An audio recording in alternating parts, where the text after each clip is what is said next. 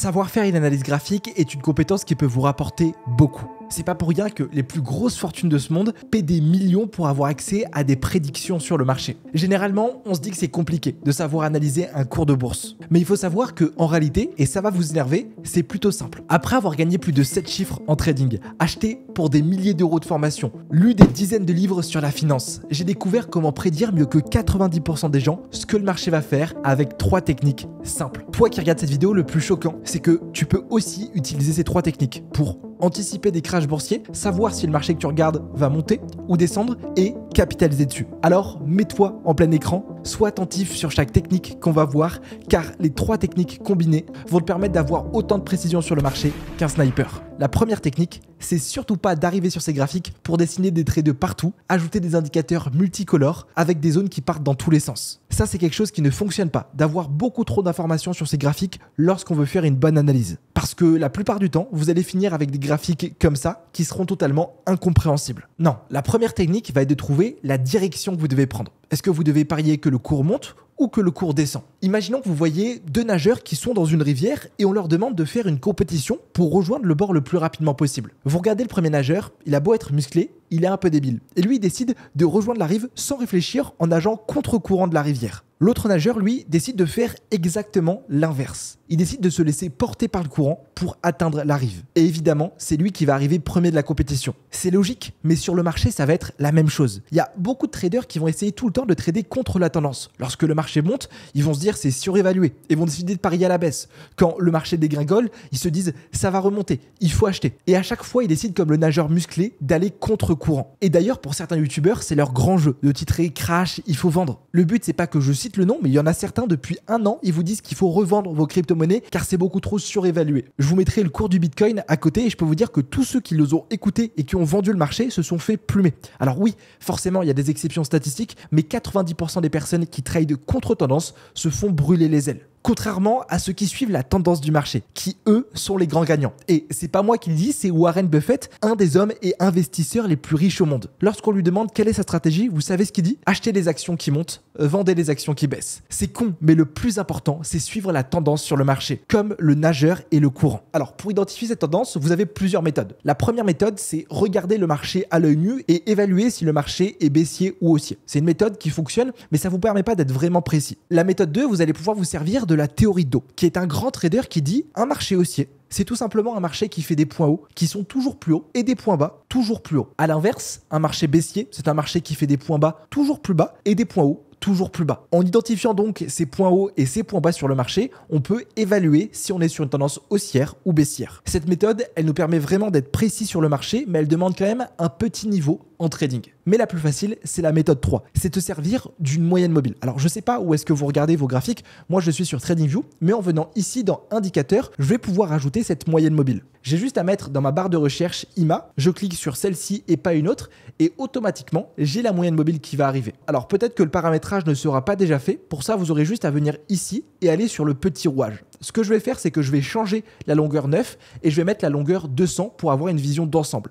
Parce que, en fait, cette moyenne mobile, c'est juste une formule mathématique qui prend les X dernières clôtures de bougies et qui en fait la moyenne. En rentrant 200, je vais prendre les 200 dernières clôtures de bougies et comme vous allez le voir, tout simplement, ça va faire la moyenne de ces 200 dernières bougies. J'ai testé plein d'autres paramétrages avec différentes moyennes pour évaluer la tendance. La moyenne 200 va être la plus puissante. Là, comme vous pouvez le voir, je suis sur le cours du pétrole et comme on peut le voir, le marché est au-dessus de la moyenne mobile. Lorsque le marché est au-dessus de votre moyenne mobile, c'est qu'on est sur un marché haussier. Je vais donc pour ce marché privilégier uniquement des achats et je vais prendre un autre exemple. Donc par exemple, le CAC 40 qui est l'indice boursier français. Qu'est-ce qu'on peut voir? On peut voir que le marché est sous cette moyenne mobile. Il ne l'a pas encore cassé et donc on est sur une tendance baissière sur le CAC 40. Sur ce marché, je ne vais pas privilégier des achats, mais des ventes. Et astuce, moi lorsque je vais faire cette analyse de tendance, je vais le faire d'abord en daily, puis ensuite je vais aller en 4 heures, chaque bougie vaudra 4 heures, et enfin je vais redescendre jusqu'à du 30 minutes. Et là vous devez vous demander, mais pourquoi tu fais ça Casper? Pour la simple raison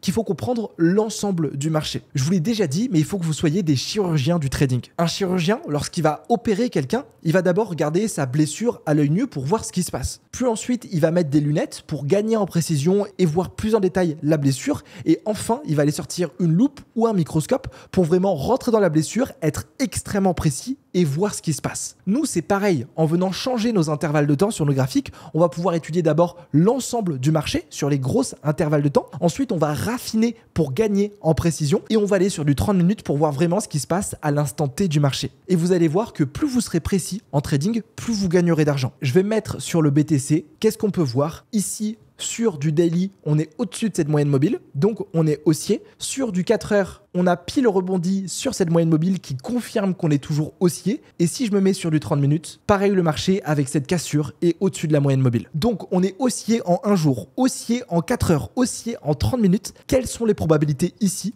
pour que si je prenne un achat, le cours chute? Elles sont extrêmement faibles. Les Américains, ils disent « trend is your friend ». Et c'est la première chose à comprendre lorsque vous faites une analyse technique. Ici, moi, je vais être évidemment acheteur sur le marché, continuer de parier à la hausse. Et ça, ce que je vous dis, ça marche vraiment pour tous les actifs. Je vous ai montré l'exemple sur une action, sur un indice boursier et là, en crypto. Pour moi, vraiment, étudier la tendance, c'est 50% du travail que vous faites lorsque vous analysez un graphique. Et les autres 50% sont dans la seconde et troisième technique. Avant qu'on passe sur la seconde technique, il va être important de pratiquer tout ce que je vous apprends. Aujourd'hui, si vous avez compris qu'en identifiant la tendance, vos analyses vont être 3 fois plus rentables, et ben vous devez le mettre en place tous les jours sur le trading. Moi, ce que je fais, c'est simple, c'est que dès que je fais mes analyses de la semaine, donc la plupart du temps, je le fais dimanche, je vais prendre 5 minutes pour étudier la tendance de tous mes actifs. Et je vais mettre soit une petite note sur mon bureau, soit tout simplement, je vais mettre une petite note sur mon graphique. Faites pareil, entraînez-vous à identifier les tendances et vous comprendrez à quel point c'est puissant. La deuxième technique qui va être primordiale, si vous voulez être bon pour analyser un graphique, c'est ce que j'appelle comprendre le contexte dans lequel vous êtes. Et c'est pour moi la technique qui m'a permis de passer au niveau supérieur en termes de compréhension globale sur mes graphiques. Ok, je reviens sur notre exemple utilisé précédemment sur le Bitcoin. Donc ici, on sait qu'on est sur un marché haussier. Quel est le contexte ici du marché à votre avis? Il y a 4 contextes seulement possibles. Le contexte numéro 1, c'est un marché qui range. C'est-à-dire que c'est un marché qui va être lent, qui va juste bouger entre un support et une résistance, un peu comme ce qui s'est passé juste ici. Là, on avait notre support et juste en bas, notre résistance. Et pendant quasiment une semaine, le marché était entre ces deux bornes. C'est comme une balle de ping-pong qui rebondit entre la borne haute et la borne basse. Je vais le marquer sur mon graphique, c'est un range. Vous allez voir que c'est un contexte qui est extrêmement fréquent, que vous allez retrouver sur tous les actifs. Le deuxième contexte, et vous pouvez déjà le voir, c'est l'expansion. C'est lorsque vous allez voir le marché tout d'un coup partir en ligne droite, que ça soit en cassant le range par le haut ou en cassant le range par le bas. Ici, on est venu casser mon range par le haut et grosse expansion. Et là, pour le coup, sur le Bitcoin, on avait pris 15%. Et c'est normal en fait que les mouvements soient aussi violents parce que c'est tous les traders qui ont ouvert des positions ici sur le support et la résistance. Ça a accumulé des ordres. Et moi, à l'époque, je le voyais un petit peu comme une bouteille de champagne. Une bouteille de champagne, on va la secouer, ça va faire des bulles à l'intérieur. Et dès qu'on va sortir le bouchon, ça va exploser. Là, c'est pareil. Le marché vient stagner, accumuler des ordres. Dès que les ordres sont relâchés, le prix explose. L'expansion, c'est vraiment le contexte le plus facile à voir, mais c'est aussi celui qui peut vous rapporter le plus d'argent. Et dans l'expansion, on viendra toujours corriger. C'est-à-dire que comme ici, vous avez vu, on va toujours avoir un marché qui va être repricé. Et justement, c'est le troisième contexte. C'est ce qu'on appelle le retracement. Donc, je vais les marquer sur mon graphique.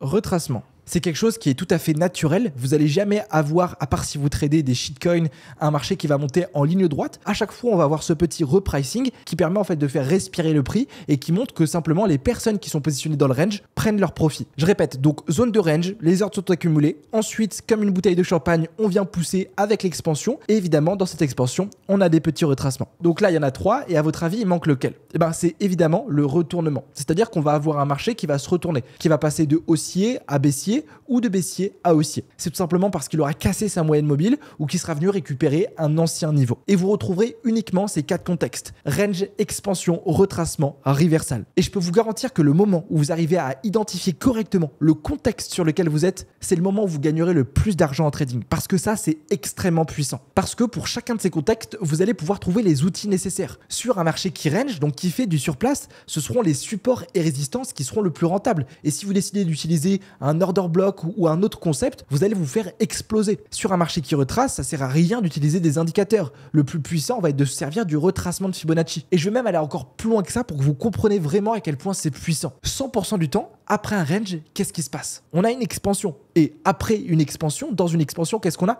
On a un retracement. Et après un retracement, on s'attend à quoi? À un retournement. C'est une boucle que le marché répète sans arrêt. Et donc, comprendre ces contextes, en plus de pouvoir trouver les outils nécessaires pour les trader, vont vous permettre de vous projeter et de savoir prédire le marché aussi bien qu'un professionnel. Je reviens sur mon exemple. Regardez ce qui se passe ici. J'ai mon range, j'ai mon expansion, j'ai un retracement. Là, je m'attends à quoi? À votre avis, qu'est-ce qui va se passer? Évidemment, on s'attend à ce que le marché continue son expansion pour au moins venir chercher cet ancien plus haut. En plus de ça, on résiste sur ma moyenne mobile et comme vous pouvez le voir, bingo. Et c'est extrêmement puissant, ça fonctionne pour tous les actifs, vous pouvez même vous en servir en crypto-monnaie. Regardez, je me mets sur le Dogecoin, on est sur les graphiques et regardez, ça saute aux yeux. Ici, je vois quoi? J'ai mon range qui a été créé pendant quasiment un an, il s'est rien passé. J'ai mon expansion qui est en cours juste ici. Là, j'ai un premier retracement et juste ici, j'en ai un second. Et on s'attend à quoi? Si le marché continue d'être haussier, qu'on vienne pousser traitement. La technique numéro 1 nous a permis de savoir la direction prendre. La technique numéro 2 nous permet d'anticiper le type de mouvement que va faire le prix. Et la troisième technique, c'est celle qui fera la différence et qui fera vraiment quelqu'un de vous bon. C'est aussi la plus difficile. Et déjà, avec les deux premières techniques, vous arrivez à faire partie de la poignée de personnes qui arrivent vraiment à anticiper ce qui se passe sur le marché. Mais si vous voulez faire partie vraiment des meilleurs du monde, alors vous allez devoir ajouter ce que j'appelle des zones clés. Ce qui est marrant, c'est que souvent lorsque je partage mes analyses, les gens sont choqués parce que ma vision est bonne. Je sais que par exemple le marché va monter grâce à l'étude de tendance que je vous ai apprise, mais j'ai pas pris de position. C'est-à-dire que je sais que le marché monte, le marché est parti sans moi, et vu que je m'attendais à une réaction sur un niveau précis pour me positionner, j'ai pas pu ouvrir de position. Même des fois, ça m'est arrivé de prédire de très gros mouvements sur le marché, notamment sur les indices américains il y a quelques années, mais j'ai pas pu en profiter parce que j'attendais ces dernières confirmations. J'attendais cette zone clé. Les gens, la grosse erreur qu'ils font, c'est que lorsqu'ils pensent savoir ce que le prix va faire, ils vont directement prendre position dessus. Par exemple, ils pensent que le Bitcoin va monter encore plus haut parce qu'on est sur une tendance haussière en expansion. Sauf que s'ils décident d'acheter le Bitcoin, aujourd'hui il est quasiment à son plus haut, ils décident littéralement d'acheter le sommet du marché. C'est comme si vous décidez d'acheter un iPhone à 2000 € alors qu'il coûtait 1200 € il y a quelques mois. Et lorsque j'ai commencé, ne pas trouver des entrées précises, ça a été ma plus grosse erreur. Je voyais un truc, j'exécutais mon trade sans réfléchir. À l'époque, j'avais décidé d'acheter du Solana juste là, quasiment à son plus haut. Aujourd'hui, j'en rigole, mais à l'époque, ça m'avait fait perdre pas mal d'argent. Et là, je vois déjà vous dire, mais oui, mais Casper, regarde, le Solana, il est actuellement à peu près au même niveau que tu l'avais acheté. C'est pas grave si ensuite ton analyse est bonne et que le Solana va continuer à monter. Alors, oui, c'est pas grave sur le papier d'ouvrir une position qui n'est pas sur une zone clé. Mais la réalité, c'est que lorsque vous avez des entrées qui ne sont pas précises, qui ne sont pas sur des niveaux clés, vous exposez à un drawdown. Moi, cette position, j'ai dû la tenir pendant quasiment 2 ans. Et des fois, vous allez voir, ça va vous arriver. Vous entrez pas précisément. Vous allez voir pendant quelques heures, pendant quelques jours, quelques mois, la position qui sera perdante. Et là, vous devez encore vous dire, oui, mais le drawdown, Casper, c'est pas si grave si derrière tu vas gagner ton trade. Encore une fois, sur le papier, oui, c'est pas grave si votre position est perdante et que ensuite vous la clôturez en profit. Mais maintenant, imaginez la psychologie que vous devez avoir. Vous voyez le marché qui est en train de partir dans le mauvais sens. Dès que vous rafraîchissez votre compte, vous perdez des milliers d'euros. Dans le meilleur des cas, ici, vous tenez de votre trade, mais vous avez passé des mauvaises soirées le temps que le prix remonte et que votre position soit en positif. Dans le pire des cas, vous clôturez votre position au pire moment, tout en bas, et vous perdez de l'argent. Et c'est pour ça que soigner son entrée en trading en se servant de zones clés, c'est le plus important pour nous éviter d'avoir ce drawdown. Il faut que vous soyez un véritable sniper sur le marché. Je reviens sur mes graphiques, je vais reprendre l'exemple juste avant. Donc on est toujours sur le Bitcoin, on se rappelle de notre tendance, on se rappelle du contexte sur lequel on est. Donc ici je sais très bien qu'on est sur un retracement, il faut que j'achète. Sur un marché haussier, il faut aussi que j'achète. Maintenant je vais venir identifier mes zones clés. Première zone clé que j'identifie, c'est toujours mes points hauts et mes points bas sur le marché. Donc typiquement ici, j'ai ce point haut. Ensuite pareil, je vais jouer avec mes intervalles de temps pour trouver d'autres niveaux. Juste ici, j'ai aussi un point haut qui va être une zone clé. Et en daily, je peux voir que j'ai un dernier niveau clé qui est juste là, sur le Bitcoin. Et ensuite, je fais pareil pour mes points bas. Clac, juste là.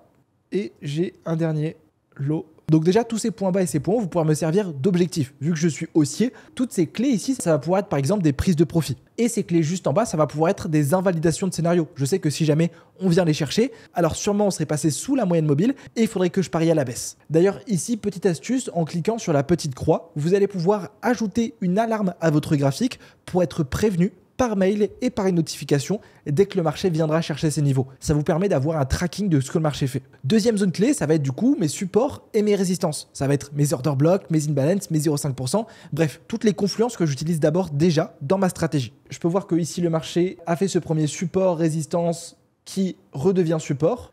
Pareil là-haut, de nouveau, j'ai une résistance. Si je joue avec mes intervalles de temps, je peux voir que là, sur mon plus haut, j'avais aussi une résistance. Là, j'ai une belle imbalance qui a été créée. Et juste ici, pareil, bon niveau. À chaque fois, je vous avais vu, je reprends l'exemple du chirurgien, je vais jouer avec mes intervalles de temps, 30 minutes, 4 heures daily, pour vraiment avoir une compréhension globale de tout ce qui se passe, que ce soit sur les plus petits time frames jusqu'aux plus grosses. Et vous avez vu tout le temps, mes graphiques, ils sont hyper propres. Moi, je fais vraiment exprès de ne pas avoir des zones avec plein de couleurs parce qu'on s'en mêle les pinceaux. Non, je trace uniquement mes zones clés, les zones qui sont pertinentes, le reste, j'efface. Donc, quels sont mes différents scénarios? Ici, on est sur un support. En plus, juste en bas, je vois un order block. Premier scénario, et c'est le plus logique, avec l'étude de tendance, le contexte qu'on a vu et les zones clés, c'est que le marché réagisse bien à ce niveau et qu'on vienne chercher toutes nos zones clés. À chaque fois, je ferai bien attention de voir chaque réaction dans mes niveaux clés pour voir s'il ne faut pas que je prenne mes profits ou que même je ferme mon trade si on a un retournement. Donc ça, c'est le premier scénario qui est le plus probable. Deuxième scénario, c'est tout simplement